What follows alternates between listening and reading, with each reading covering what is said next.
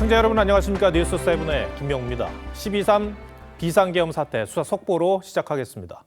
계엄 이틀 전 노상원 전 정보사령관을 만나 작전을 사전 모의한 혐의를 받는 문상호 정보사령관이 어젯밤 구속됐습니다. 오늘은 계엄 당일 노 전 사령관을 만난 전직 대령의 구속 심사가 진행됐는데 경찰청 국가수사본부에 나가 있는 취재기자 연결하겠습니다. 자, 변정현 기자, 어제 구속된 문상호 정보사령관은 구체적으로 어떤 혐의를 받습니까? 네, 문상호 정보사령관은 계엄 이틀 전 노상원 전 정보사령관 등과 햄버거집 회동을 한 인물입니다. 계엄 선포 계획을 미리 인지하고 함께 모의한 혐의를 받고 있습니다. 문 사령관은 계엄 선포 후 중앙선거관리위원회에 병력 투입과 직원 체포를 지시한 혐의도 받는데 햄버거집 회동에서 관련 논의가 이루어졌다는 의혹이 제기된 상태입니다. 어젯밤 법원은 증거인멸 및 도망 우려를 이유로 문 사령관에 대한 구속영장을 발부했습니다. 경찰과 공수처가 구성한 공조수사본부는 오늘 수사자료를 검토한 뒤 내일 문 사령관에 대해 구속 후 첫 소환 조사를 진행할 예정입니다. 오늘 구속 심사를 받은 전직 대령은 어떤 인물입니까? 네, 오늘 오후에는 노상원 전 사령관과 햄버거집 회동을 벌인 전직 대령 김모 씨의 구속 심사가 있었습니다. 현재까지 노 전 사령관이 계엄 전 햄버거집에서 2번의 회동을 벌인 것으로 파악되고 있는데 김 씨는 이 중 2번째인 계엄 당일 회동에 참석한 것으로 알려졌습니다. 김 씨는 헌병 병과 출신으로 국방부 조사본부 수사본부장까지 지낸 걸로 전해졌는데 이 때문에 사설 계엄 수사팀 구성을 모의한 게 아니냐는 의혹이 나오고 있습니다. 김 씨는 오늘 구속심사엔 출석하지 않았습니다. 구속 여부는 오늘 밤 결정될 전망입니다. 경찰청 국가수사본부에서 TV조선 변정현입니다. 앞서 보신 대로 이른바 햄버거집 회동이 계엄 이틀 전과 계엄 당일 두 차례 진행된 사실이 드러났습니다. 이로써 두 회동을 주도한 이 노상원 전 정보사령관은 계엄 사태에서 핵심 역할을 한 게 더 뚜렷해지고 있습니다. 경찰은 노 전 사령관이 머무는 점집을 압수수색해 계엄 모의 정황이 담긴 수첩과 핸드폰을 압수수했습니다. 이낙원 기자입니다. 사찰을 의미하는 만자가 적힌 종이가 창문에 붙어 있고 현관에는 명태와 팥이 놓여 있습니다. 아기보살이라고 적힌 간판이 붙어 있던 곳엔 흔적만 남았습니다. 계세요? 보살님? 1, 2차 햄버거집 회동을 주도한 노상원 전 정보사령관의 거주지입니다. 경찰은 지난 15일 노 전 사령관을 계엄 모의 혐의로 긴급 체포하면서 이곳을 압수수색했습니다. 이때 노 전 사령관이 쓰던 수첩과 핸드폰도 확보했습니다. 경찰은 수첩에서 계엄 시 군 부대 배치 계획 등을 메모한 계엄 사전 모의 정황을 포착한 걸로 알려졌습니다. 노 전 사령관은 계엄 당시 중앙선관위 장악을 검토하라고 지시한 혐의 등을 받습니다. 계엄 포고령 초안 작성 등 배후 기획자로도 의심받는 인물입니다. 또 김용현 국방장관을 대리해 사설 계엄 수사팀 구성을 맡고 정보특기 현역 군인들을 동원하는 데 핵심 역할을 맡았다는 의혹이 제기된 상태입니다. 군인이라 꼬장꼬장하다. 올해는 한 상반기쯤 왔었나? 경찰은 압수한 노 전 사령관 휴대전화에 대해선 포렌식을 통해 관련 증거가 있는지도 확인하고 있습니다. TV조선 이낙원입니다. 비상계엄 당일 정보사 판교 사무실에 북파공작 특수부대 HID 요원들이 대기한 걸 놓고 논란이 많습니다. 그런데 당초 알려진 요원 5명 외에 영관급 지휘관 2명도 함께했던 것으로 저희 TV조선 취재 결과 파악됐습니다. 속초에서 요원들을 지휘하던 이들까지 급히 불려온 이유가 뭔지 차정승 기자가 단독 취재했습니다. 지난 3일 비상계엄 선포 2분 만에 정보사 요원 10명이 선관위 서버 확보 작전에 투입되는 모습입니다. 문상호 정보사령관은 최정예 특수부대인 북파공작원 HID 대원 5명을 판교의 정보사 100여 단 사무실로 이동하라고 지시한 걸로 알려졌습니다. 며칠 정도 대기할 수 있다라는 뉘앙스로 제가 지시를 받았고 그래서 며칠 정도 생활할 수 있는 준비를 해오라고 제가 지시를 했습니다. 며칠이요? 계엄 상황이 며칠 더 지속될 걸로 보고 준비한 정황인데 속초 부대에서 이들을 지휘해온 지휘관 2명도 함께 투입된 걸로 파악됐습니다.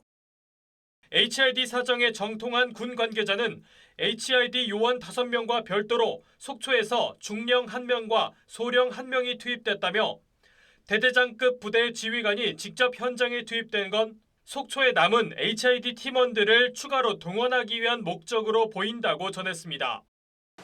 문 사령관은 지난 7월 소속 군무원의 블랙요원 명단 유출 사건에 이어 HID를 담당하는 부하 여단장과 소송전을 벌여 직무 배제가 결정됐지만 지난 9월 김용현 장관 취임 이후 유임됐습니다. 반면 문 사령관과 갈등을 겪은 여단장은 계엄 당일인 3일 춘천의 야전 부대로 전출 명령을 받았는데 일각에선 계엄 작전에 방해가 될 수 있어 배제한 거란 관측도 있습니다. HID 병력 투입에 대해 국방부는 추후 수사를 통해서 확인해야 할 부분이라고 했습니다.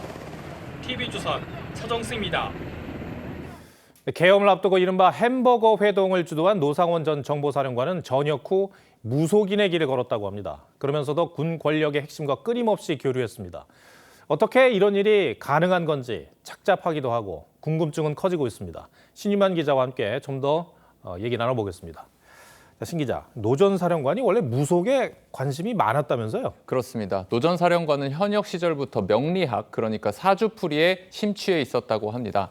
후배들에게 얼굴만 봐도 다 안다, 거짓말하는 거 아니까 사실대로 말하라며 협박해서 필요한 정보를 취하기도 했다고 합니다. 노 전 사령관은 6년 전에 후배 여군을 성추행해서 불명예 전역을 한 이후에 재취업에 어려움을 겪은 것으로 알려졌는데요. 이때 명리학에 더 깊게 빠져든 것으로 보입니다. 노 전 사령관이 직접 점을 보기도 했습니까? 신점은 신내림을 받은 이른바 보살이라고 하는 사람들이 본다고 하는데요. 노 전 사령관과 동업하는 여성이 신점을 봤다고 합니다. 동네 주민들이나 단골 고객들은 노 전 사령관에 대해서 무당은 아니라고 했습니다. 선생님이 천하동대 뭐 혼자 공부하고 그래요? 그랬던 그런 기억이 나요. 다만 노 전 사령관 본인이 장명을 하러 오거나 사주를 보러 온 손님들을 받은 것은 맞고, 그래서 노 전 사령관을 남자 보살로 알았던 고객들도 있다고 합니다. 이 동업자가 노 전 사령관에 대해서 영적인 끼가 있다, 이렇게 평가했다는 말도 있습니다. 참 그런데 이 정권 권력 주변에 유독 무속인들이 많아요. 그렇습니다. 대선 직전이었던 2022년 초에 건진법사 전모 씨라는 사람이 당시 국민의힘 대선 선대본 산하기구 고문으로 인해서 일을 해서 논란이 됐었죠. 윤 대통령과 긴밀해 보이는 모습이 여러 번 포착됐는데 영상으로 보시죠. 우리 직원들 다 이리 와. 전부 다. 전 씨는 최근에 다시 수면 위로 떠올랐는데 2018년 지방선거에서 금품을 받고 한 국회의원에게 공천 청탁을 했다는 의혹이 불거져서 현재 검찰 수사를 받고 있습니다.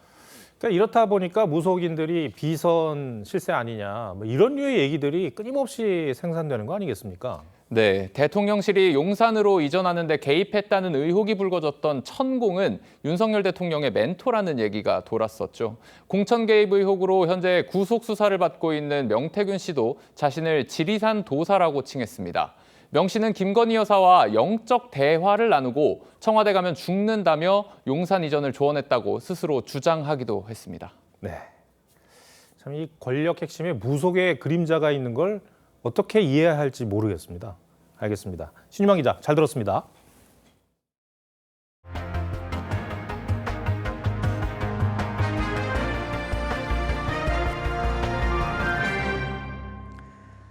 국정 안정을 위한 여야정 협의체가 이르면 다음 주 출범할 것으로 보입니다. 대외 신인도를 비롯한 경제 리스크 현실화와 여론 압박에 여당이 일단 입장을 선회한 건데요. 주도권을 둘러싼 기싸움은 여전합니다. 장윤정 기자입니다. 국민의힘은 여야정 협의체에 대한 입장을 닷새 만에 바꿨습니다. 마치 탄핵 소추 이후에 민주당이 여당이 된 것처럼 또 국정 운영의 책임자가 된 것처럼 행동하는 것은 옳지 못하다, 적절하지 않다. 민생과 안보 협의를 위한 여야정 협의체에 참여하기로 했습니다. 민주당 이재명 대표의 제안이 아닌 우원식 국회의장의 제안을 받아들인 거라고 선을 그었지만 탄핵 정국 경제와 안보 리스크가 가중되면서 여론 압박을 더 이상 버티기 어려웠을 거란 관측이 나옵니다. 민주당이 국민의힘의 2배를 기록한 정당 지지율 조사 결과도 전략 선회에 영향을 줬을 거란 시각도 있습니다. 또 여야정 협의체가 제대로 운영될 경우 대통령 권한대행과 장관들을 향한 야당의 탄핵 공세가 어느 정도 수그러들 거란 기대감도 여당 내부에서 나옵니다. 하지만 협의체 구성을 놓고 여야의 주도권 싸움이 계속되고 있어 세부적인 조율에 속도를 내지 못하고 있습니다. 민주당은 전국 수습을 위해 이재명 대표가 반드시 참여해야 한다는 입장이지만 국민의힘은 교섭단체가 협의하는 것인 만큼 원내대표가 중심이 돼야 한다고 보고 있습니다. 다만 국민의힘 내부에서도 양당 대표나 비대위원장의 참여 가능성이 언급되는 만큼 협상 과정을 거쳐 이르면 다음 주쯤 출범할 거란 전망이 나옵니다. TV조선 장윤정입니다.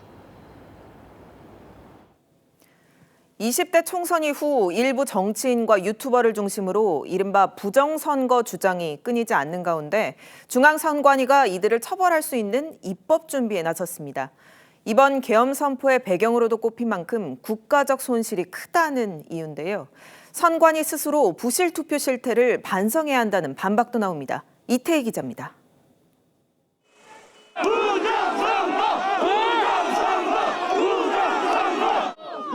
2022년 3월 대선 당시 보수 성향 유튜버들과 시민들이 투표함을 운반하던 관리관을 에워쌌습니다. 부정선거 의혹을 제기하며 투표함 이송을 가로막은 겁니다. 2020년 총선 이후 선거 때마다 부정선거 음모론이 끊이지 않았고 계엄 선포 과정에서도 핵심적인 배경이 된 것으로 드러났습니다. 선거를 관리하는 전산 시스템이 이렇게 엉터리인데 어떻게 국민들이 선거 결과를 신뢰할 수 있겠습니까? 이에 중앙선관위가 부정선거를 주장하는 이들을 처벌할 수 있는 법적 근거 마련에 나섰습니다. 현행 선거법상 후보자 낙선이 목적일 때만 선거방해죄 처벌이 가능한데 부정선거 의혹을 제기하는 경우도 포함시키겠다는 겁니다. 선관위 관계자는 국회 행안위를 중심으로 여야 의원실의 입법 필요성을 설명하고 있다며 표현의 자유 침해는 최소화하는 방향으로 준비할 것이라고 했습니다. 기소나 유죄 판결로 연결되는 경우는 많지 않아서요. 이번 입법 미비에 관한 부분은 좀 제도 개선 방안을 좀 마련할까 지금. 하지만 특정 인물이나 후보를 넘어 선관위란 기관에 대한 의혹 제기까지 처벌하겠다는 건 과하다는 지적도 있습니다. 국민의힘 윤상현 의원은 법 개정을 주장하기 전에 선거 관리 신뢰를 잃은 것에 대한 자성이 먼저라고 주장했습니다. TV조선 이태희입니다. 계엄 사태를 계기로 대통령제의 근본적인 한계를 지적하는 목소리와 함께 개헌론이 확산되고 있죠. 일단 여당에서 적극적인 목소리를 내고 있습니다. 반면 민주당은 시큰둥한 반응인데요. 여야의 속내를 최원국 기자가 취재했습니다. 대통령 중심제가 우리 현실에 맞는지 검토할 필요가 있다는 권성동 원내대표의 개헌론이 제안에 이재명 대표는 별다른 반응을 보이지 않았습니다. 이 대표 스스로 지난 대선 당시 4년 중임제 개헌을 주장하며 자신부터 임기 1년 단축이 가능하다고 공약했지만 민주당은 여당의 이번 제안이 탄핵 국면을 반전시키려는 시간 끌기 전략에 불과하다고 보고 있습니다. 윤석열 대통령에 대한 수사 또는 탄핵 심판을 좀 지연시키기 위한 그런 전략적 차원의 제안이 아닌가 하는 생각을 합니다. 그래요? 시선 돌리기죠. 하지만 야권에서도 개헌의 필요성에 대해선 공감하는 목소리가 나오면서 갑론을박이 이어지는 모습입니다. 개헌의 필요성은 분명하게 있습니다. 권력 구조적으로 보면 대통령에게 권력이 너무 집중되어 있어서 이재명 대표와 당권을 놓고 경쟁했던 김두관 전 경남지사는 대통령 탄핵안 가결 직후 제왕적 5년 단임 대통령제를 분권형 4년 중임 대통령제로 바꿀 절호의 기회라고 주장했고 김부겸 전 총리와 김동연 경기지사도 개헌을 통한 권력 구조 개편을 강조한 바 있습니다. 민주당은 개헌 논의보다는 대통령 탄핵에 집중하겠다는 입장인데 계엄 사태로 집권 가능성이 커진 이 대표가 대통령 권력을 약화시키는 개헌을 내키지 않아 할 거란 관측도 있습니다. TV조선 최원국입니다. 공수처는 성탄절인 25일 윤 대통령의 출석을 요구했고 이틀 뒤인 27일엔 헌법재판소에서 첫 번째 탄핵 심판 변론 준비 기일이 예정돼 있습니다. 다음 주 수사와 탄핵 심판 일정을 앞두고 시민들은 서울 광화문 광장 인근에서 대규모 집회를 열었습니다. 광화문 광장에 나가 있는 취재 기자 연결합니다. 한지은 기자, 집회가 아직 진행 중입니까? 네, 이곳 광화문 광장 인근에서 열리던 윤 대통령 탄핵 찬반 집회는 조금 전 모두 끝이 났습니다. 탄핵 촉구 집회 참가자 일부는 헌법재판소가 있는 안국역을 거쳐 명동까지 행진을 하고 있습니다. 추운 날씨에 모자와 목도리로 중무장한 시민들은 저마다 거리에 나와 목소리를 냈습니다. 오늘 낮부터 경복궁 앞에 탄핵에 찬성하는 시민들이 즉각 파면, 체포, 구속 등이 적힌 팻말과 각양각색의 응원봉을 들고 모였습니다. 200m 간격을 두고 광화문 광장 남쪽 서울시청 방향에서는 윤 대통령 탄핵에 반대하는 집회가 열렸습니다. 탄핵 반대 글귀가 적힌 손팻말과 태극기 등을 손에 든 시민들이 광장을 가득 채웠습니다. 집회 규모가 상당히 컸던 것으로 보이는데요. 시민 통행에 불편은 없었나요? 네, 광화문 광장과 인근 도로가 탄핵 찬반 집회에 나온 시민들로 가득 차서 일대 통행에는 다소 어려움이 있었습니다. 오후 3시를 전후에 급격히 인파가 늘어나면서 경찰은 광화문 광장 앞 도로를 중심으로 차벽을 세우고 차량 통행을 완전히 통제했습니다. 경복궁부터 서울시청까지 10개 차선 이용이 전면 불가해지면서 우회로를 찾는 차량들로 인근 도로가 꽉 막히기도 했습니다. 경찰 비공식 추산 탄핵 찬반 집회에는 모두 4만여 명이 참석한 것으로 전해졌습니다. 지금까지 광화문 광장에서 TV조선 한지은입니다.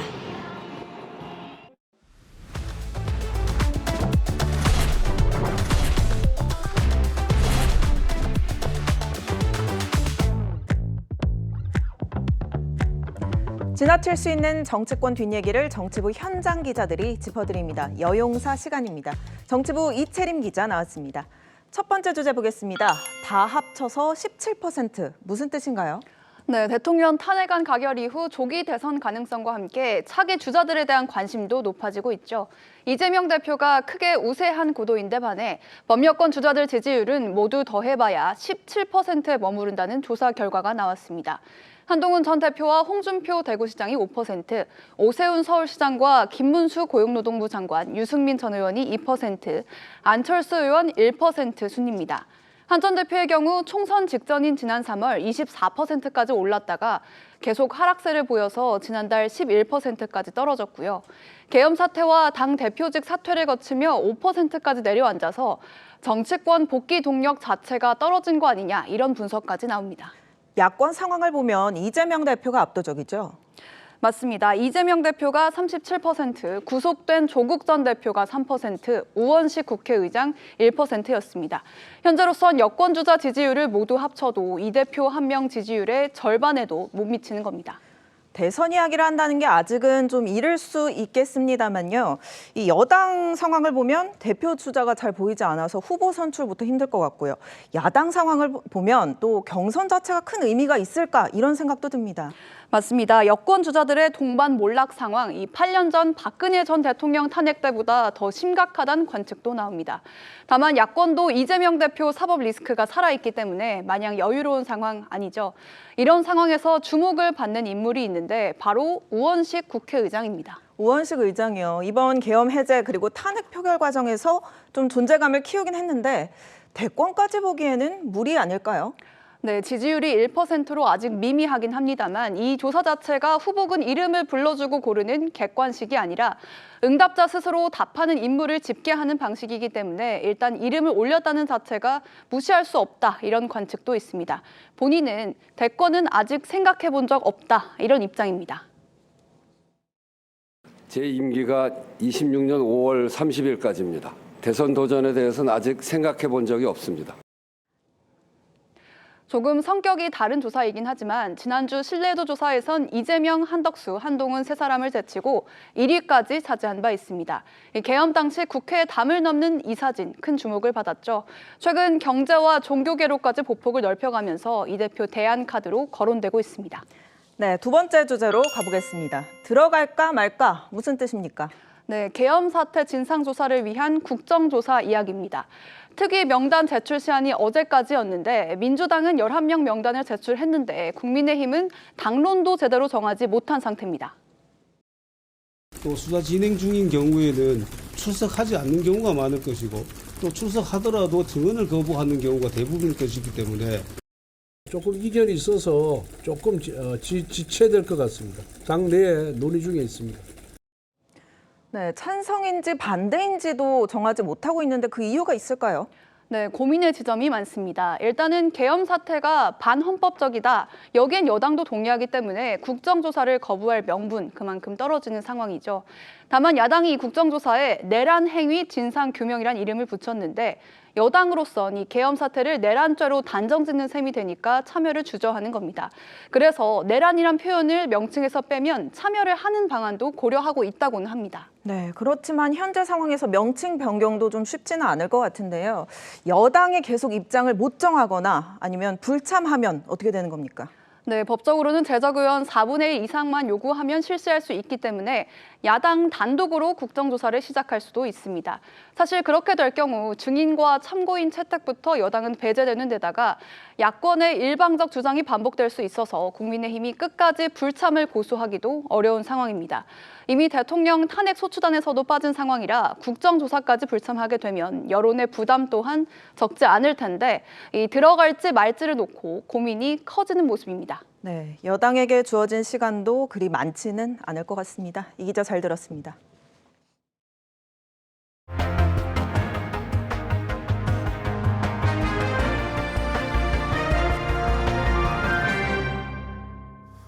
네, 어젯밤부터 전국 곳곳에 눈이 내려 쌓였습니다. 오후 들어 대부분 그쳤지만 오늘 밤사이 중부 지역 곳곳에는 한파특보가 내려진다고 합니다.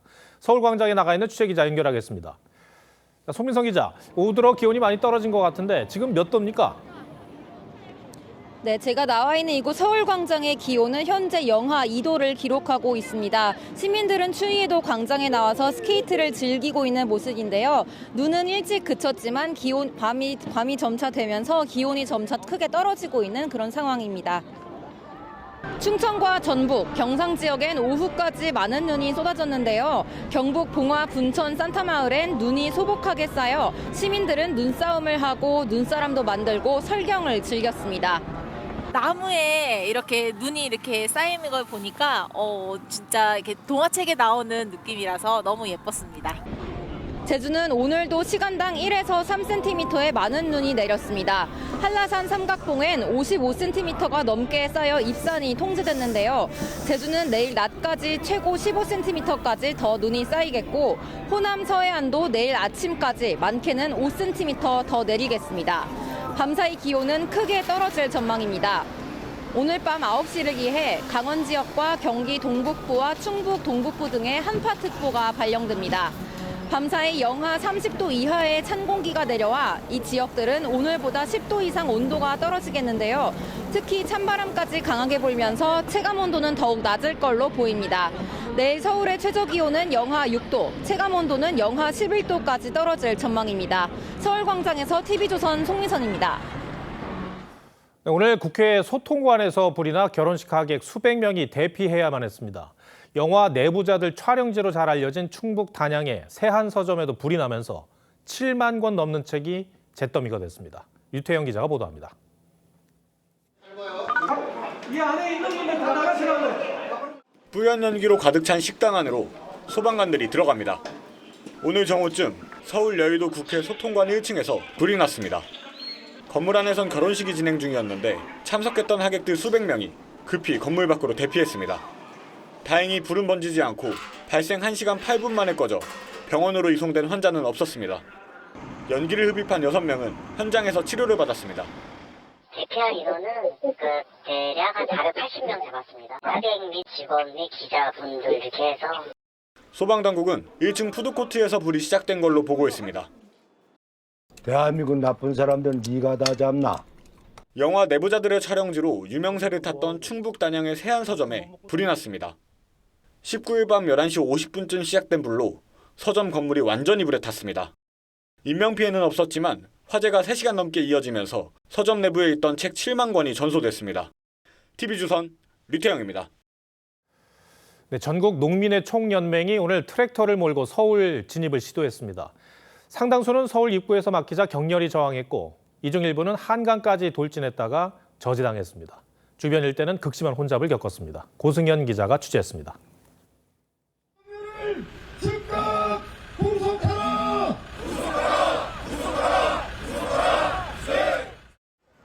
경찰버스 3대가 8차선 도로를 전면 통제합니다.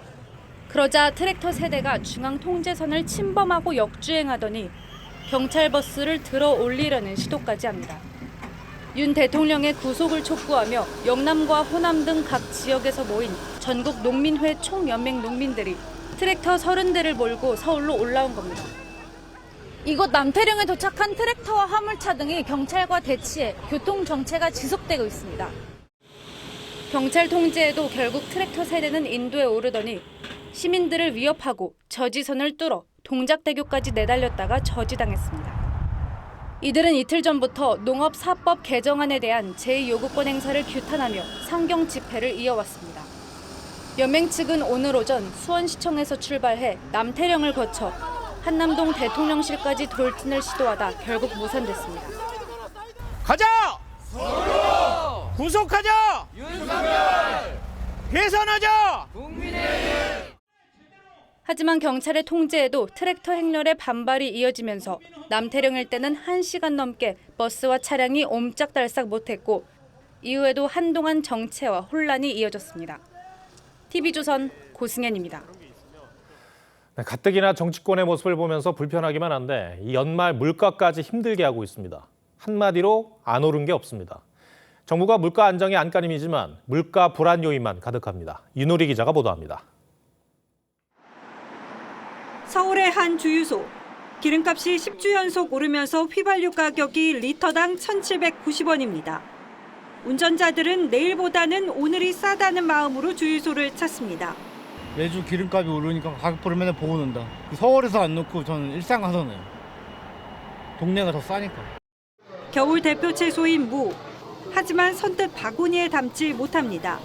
개당 가격이 2,980원으로 1년 전보다 2배 가까이 비쌉니다. 무도 소고기 넣어서 무국 끓이 맛있는데 2배가 올랐고요. 제철인 당근 역시 지난해보다 77% 올랐고 가을 배추 출하로 잡히는 듯했던 배추값도 55% 급등했습니다. 아이들이 딸기를 좋아해가지고 딸기도 사주고 뭐 과일이나 뭐 이것저것 좀 사러 나왔는데요. 좀 가격대가 너무 높아서 몇 개만 골라도 벌써 10만 원이 넘고. 급등한 환율로 수입산 원재료 값이 오르면서 가공식품 가격도 줄줄이 오릅니다. 포카리 스웨트, 데미소다 등 음료들이 새해 첫날부터 100원 인상되고 스틱커피도 오릅니다. 네슬레 역시 원두 가격 상승을 이유로 내년 초 커피 가격을 올릴 계획입니다. 국제거래시장에서 코코아 선물 가격은 사상 최고치를 갈아치우며 톤당 12,000달러, 지난해보다 3배 폭등했습니다. 이상 기후의 영향으로 세계적으로도 공급이 원활하지 않은 경우가 많고 내년 상반기까지도 그 신선식품의 가격 인상이 우려되는 현실이다. 심상치 않은 환율 오름세에 혼란스러운 정국까지 겹친 연말. 소비자들의 물가 부담은 당분간 계속될 전망입니다. TV조선 윤우리입니다. 네, 물가가 고공행진이다 보니 소비 심리는 그 어느 때보다 위축되고 있습니다. 각 지자체들은 소상공인들에게 조금이라도 도움을 주기 위해 전통시장에 선결제하거나 구내식당을 휴업하는 방식으로 민생 살리기에 동참하고 있습니다. 하동원 기자가 보도합니다. 부산의 한 전통시장. 주말 점심시간인데도 시장 통로는 한산하고 식당마다 손님도 뚝 끊겼습니다. 안 그래도 바닥을 치던 소비 심리가 탄핵 전국까지 겹치며 아예 얼어붙은 겁니다. 좀 많이 조용하지. 너무 많이 조용합니다. 한 반 정도? 예. 부산시를 비롯한 지역기관 40곳은 업무 추진비로 미리 결제하고 재방문을 약속하는 선결제 운동을 벌이고 있습니다. 현재까지 선결제하기로 한 금액 규모만 54억 원이 넘습니다.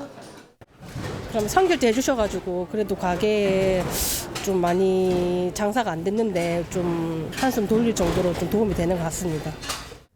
전주시청 구내식당이 텅텅 비었습니다.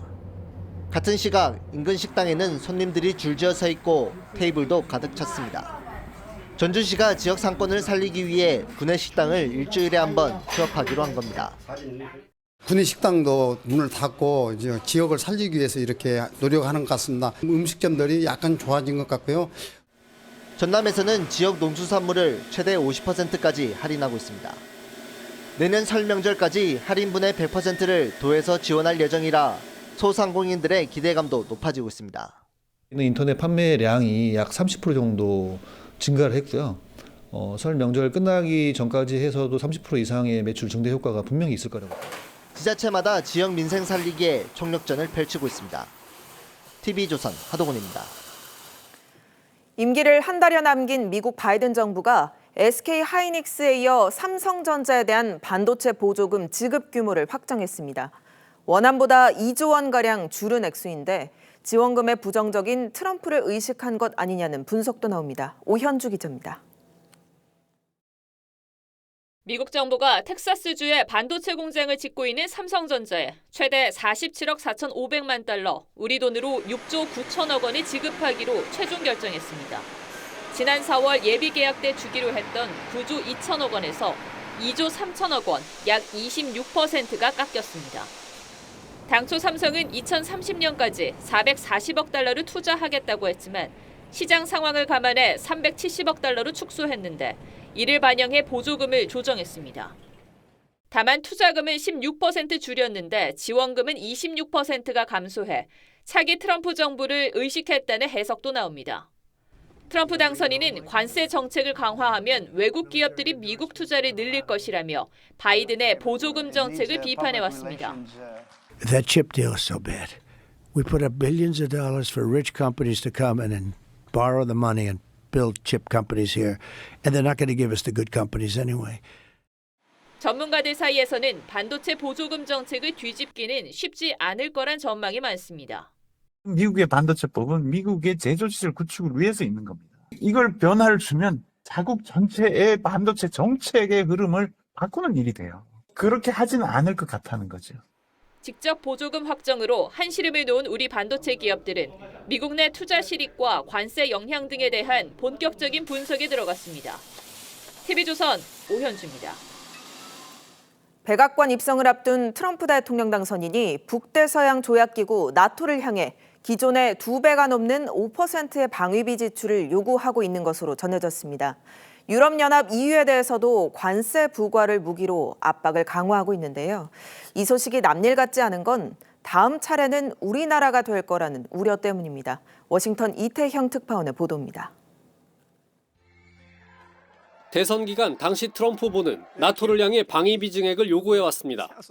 That every NATO nation must spend at least 3%. You have to go up to 3%. 2% is the steal of the century.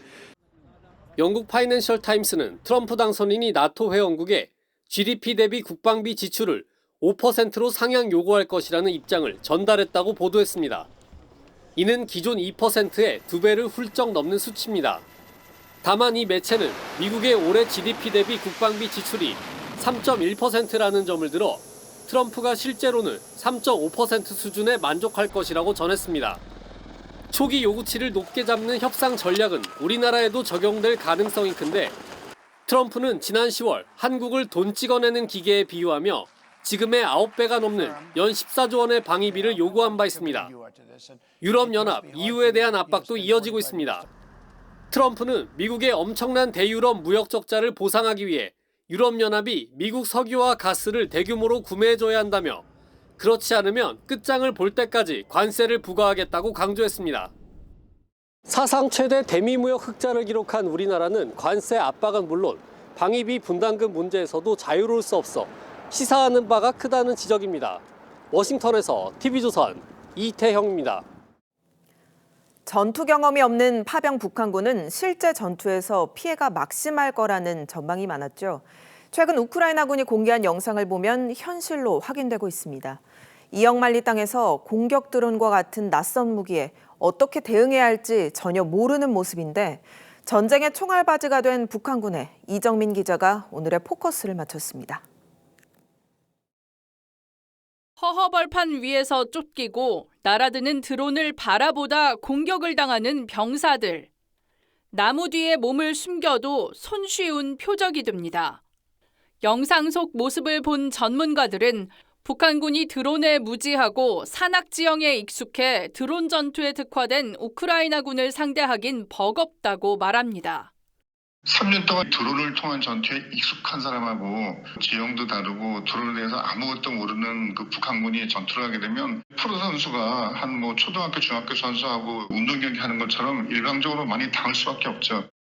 드론 대응 훈련은 물론 격추 장비도 미비해 인명 피해가 클 수밖에 없습니다. 미국은 러시아가 그만큼 절박하다고 평가합니다. It's desperate. Putin has been throwing more and more Russians into a meat grinder of his own making in Ukraine. Now, he's turning to North Korean troops. 이미 1차 파병된 북한군 11,000여 명 가운데 최소 100명이 사망하고 1,000여 명이 부상했다는 국정원 확인이 나왔습니다. 이 수치도 최소한으로 잡았다는 건데 파병 북한군 신분을 감추려 위조 신분증을 만들거나 전사자 얼굴까지 소각하며 은폐를 시도하는 터라 사상자는 훨씬 더 많을 수 있습니다. За попередніми даними, росіяни намагаються приховати втрати північнокорейців. 피해가 커질수록 북한 사회의 동요도 커질 수밖에 없습니다. 명분이 있는 전쟁이 아니고 희생자가 났는데 이전같이 영웅 대접을 한다든지 가족들에게 혜택을 주는 모습들이 다 나타나지 않은 상황에서 이런 희생을 수긍하기는 매우 어렵다. 북한 지도층과 체제에 대한 불만으로 들불처럼 번질 경우 북한 파병이 내부 체제의 화약고가 될 수 있다는 분석입니다. 뉴스7 포커스입니다. 독일 크리스마스 야외 장터에 차량이 돌진해 70명에 달하는 사상자가 발생했습니다.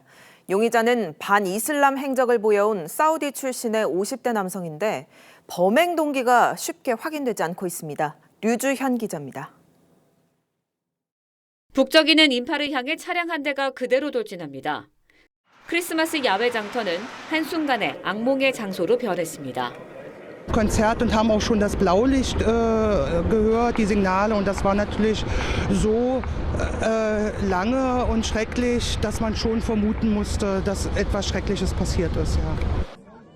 현지 시간 20일 독일 작센-안할트주 마그데부르크의 한 시장에서 참사가 발생했습니다.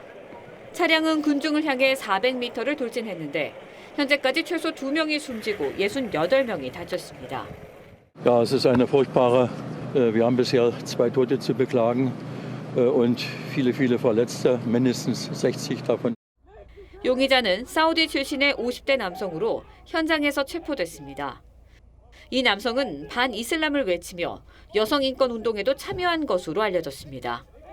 당국은 기존의 이슬람 극단주의 용의자들과는 성향이 달라 범행 동기를 파악하는 데 주력하고 있습니다.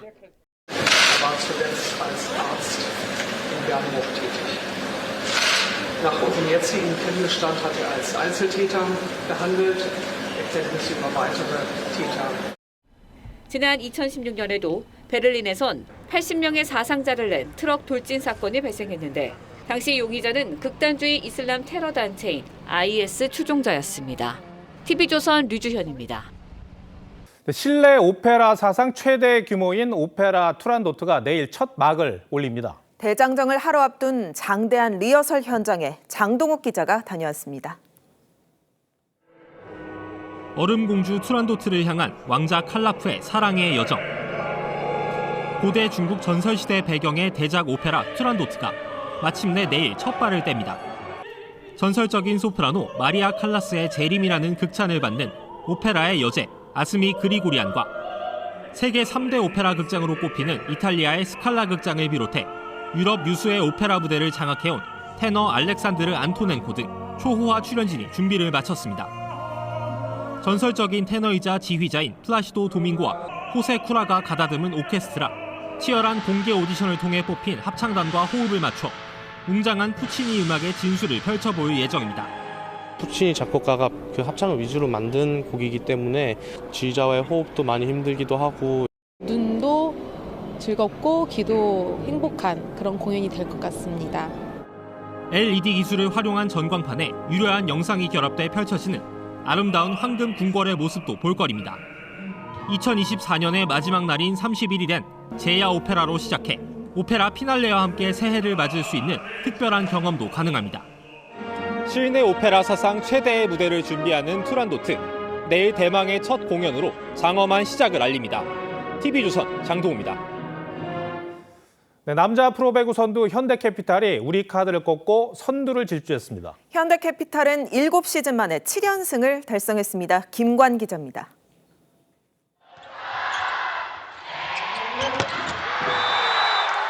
레오의 공격을 시작으로 경기를 시작한 현대캐피탈. 상대 외국인 선수 공격을 막아내며 기세를 올립니다. 1세트를 잡은 현대캐피탈은 2세트 역시 블로킹으로 경기를 뒤집고 코트 분위기를 끌어올렸습니다. 3세트를 내줬지만 4세트 16대 15 상황에서 연속으로 5점을 올립니다. 마지막 허수봉의 후위 공격이 성공하면서 세트 스코어 3대1, 7시즌 만에 7연승을 달성합니다. 현대캐피탈은 승점 40점 고지를 밟으며 선두 자리를 굳게 지켰습니다. 2위 대한항공과의 승점 차도 5점으로 벌렸습니다. 허수봉이 17득점으로 팀 공격을 이끌었고 외국인 선수 레오가 15득점으로 도왔습니다. 오늘 어떻게든 좀 제가 더 화이팅 하려고 하고 더 좋은 모습 보여주려고 생각을 많이 하고 준비를 많이 했던 것 같습니다.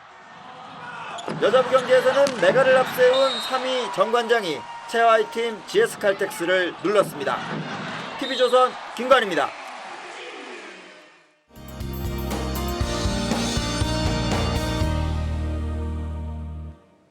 1년 중 밤이 가장 길다는 절기 동지인 오늘은 내륙 곳곳에 눈비가 내렸는데요. 내일까지 전남 서해안과 제주에는 눈이 더 이어지겠습니다. 특히 제주에는 대설주의보가 내려졌는데요. 내일까지 제주 산지에 최대 10cm, 울릉도 독도에 10에서 30cm, 전남 서해안은 1에서 5cm의 눈이 더 이어지겠습니다. 현재 해안가를 중심으로는 강풍특보가 발효 중입니다. 내일까지 전국 대부분 지역에서 바람이 강하게 불겠습니다. 밤사이 강한 찬바람이 불어오며 오늘 밤 9시부터 중부지방에는 한파주의보가 발효되겠습니다. 내일 아침 서울이 영하 6도, 춘천 영하 11도, 대전은 영하 6도로 기온이 큰 폭으로 떨어지겠고요. 체감온도는 이보다 5도 정도 낮겠습니다. 내일 낮에도 기온은 오르지 못하며 종일 춥겠습니다. 서울과 춘천이 2도, 대전과 광주 4도, 대구와 울산 6도에 머물겠습니다. 다음 주 성탄절에는 눈비 소식 없이 전국 하늘에 구름만 지나겠습니다. 날씨였습니다. 바보야, 문제는 경제야. 1992년 빌 클린턴 후보는 이 슬로건 하나로 조지 부시 당시 대통령을 꺾고 대선에서 이겼습니다. 높은 실업률과 침체된 기업 투자로 지쳐있던 미국 국민들은 경제 문제를 해결하겠다는 클린턴에게 열광했습니다. 경제는 분명 우리 삶과 직결되는 문제고 이 경제를 결정짓는 것이 바로 정치입니다. 계엄 사태 이후 코스피는 2,400이 깨졌고 환율은 천장을 모르고 치솟습니다. 트럼프 2기 출범을 앞두고 미국과의 관계 설정이 절체절명인 상황인데 미국은 우리나라에 누구와 대화를 할지도 모르겠다고 합니다. 비트코인 전략자산화라는 트럼프 공약에 대해 대체 우리 정부는 어떤 대비를 하고 있습니까? 도무지 나지 않는 연말 분위기에 송년 모임이 줄줄이 취소된 자영업자들의 속만 타들어갑니다. 정쟁이 한창인 우리 국회에서 과연 누군가 국민을 위한 경제정책 고민을 하고 있긴 한 건지 의문이 드는 걸 보면 진짜 문제는 경제가 아니라 정치인 듯합니다. 뉴스7을 마칩니다. 고맙습니다.